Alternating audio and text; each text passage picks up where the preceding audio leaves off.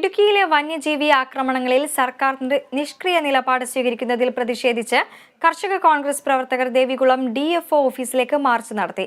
ശവമഞ്ചവുമേന്തിയാണ് പ്രവർത്തകർ പ്രതിഷേധ മാർച്ച് സംഘടിപ്പിച്ചത്. ചിന്നക്കനാലിലെ കാട്ടാന ആക്രമണങ്ങൾ ഉൾപ്പെടെയുള്ള വന്യമൃഗശല്യം അവസാനിപ്പിക്കാൻ അടിയന്തര ഇടപെടൽ നടത്തണമെന്നാണ് ആവശ്യം.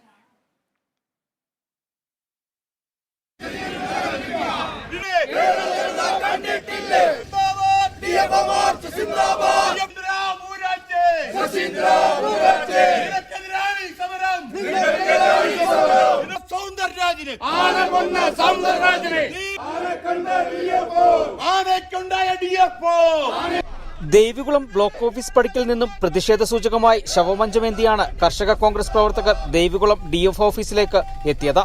തുടർന്ന് നടന്ന ധർണ കർഷക കോൺഗ്രസ് ജില്ലാ പ്രസിഡന്റ് ആന്റണി കുഴിക്കാട്ട് ഉദ്ഘാടനം ചെയ്തു.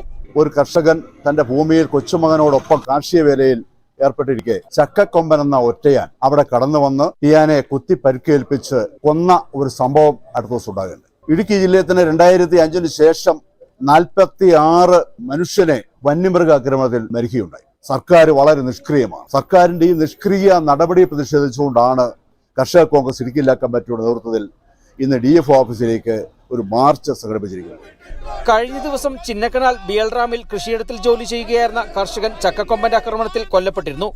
ഏതാനും ദിവസം മുൻപ് തോട്ടം തൊഴിലാളിയും കൊല്ലപ്പെട്ടു. 2005 ശേഷം 46ാമത്തെ ജീവനാണ് ഇടുക്കിയിൽ കാട്ടാനാക്രമണത്തിൽ പൊലിഞ്ഞത്. 100 കണക്കിന് ആളുകൾക്ക് പരിക്കേൽക്കുകയും ചെയ്തു. കടുവയും പുലിയും കാട്ടുപോത്തും അടക്കമുള്ള വന്യമൃഗങ്ങളുടെ ശല്യവും രൂക്ഷമാണ്. കാട്ടുപന്നിയും കേഴയും കുരങ്ങിനുമടക്കമുള്ള മൃഗങ്ങൾ ഏക്കർ കണക്കിന് കൃഷിയിടമാണ് ഓരോ വർഷവും നശിപ്പിക്കുന്നത്. എന്നാൽ കർഷകന്റെ ജീവനും സ്വത്തിനും സുരക്ഷിതത്വം ഉറപ്പാക്കാൻ സർക്കാരോ വനംവകുപ്പോ യാതൊരു നടപടിയും സ്വീകരിക്കില്ലെന്ന് കർഷക കോൺഗ്രസ് ആരോപിച്ചു. കാട്ടാന ശല്യത്തിനടക്കം പരിഹാരം കാണാൻ അടിയന്തര നടപടി സ്വീകരിച്ചില്ലെങ്കിൽ തുടർ സമര പരിപാടികൾ ആവിഷ്കരിക്കാനാണ് തീരുമാനം.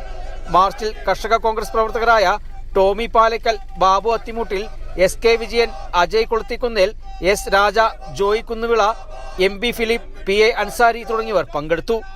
Kerala Vision News, Idukki.